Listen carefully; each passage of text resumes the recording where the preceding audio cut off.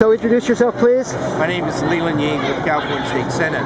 With regard to the Arboretum and other kinds of public facility, we ought not to be privatizing any. These are city assets, these are people's assets, and we should not be turning it over to some business-making venture.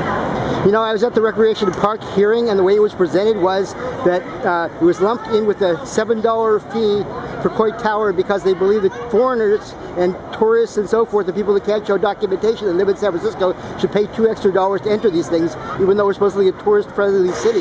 At the same time, they lump it. They say, well, they have to fire 3 gardeners if they don't get the ordinance for the Arboretum, and they say that they're going to make a $250,000 profit, but I haven't seen any evidence of how they're going to make that. Well, what would you say about that? Like you, Harry, you know, I haven't seen any of the data. I think, but the fundamental principle that I hold is that city assets are not private assets. City assets are the people's assets, and so to that extent, they belong to people and should be made available to people. Right. Okay. And at the same time, if you have an ordinance, right, do you think that we should say that we're going to cut 3 gardeners if you don't pass this ordinance, or if you don't pass this part of the budget? I mean, that seems fundamentally flawed to me. That's the kind of thing the Republicans do in Sacramento. No one, no entity ought to be jacked up for anything at all. So we're going to do what we can to make sure that the gardeners and other individuals are going to kind of get the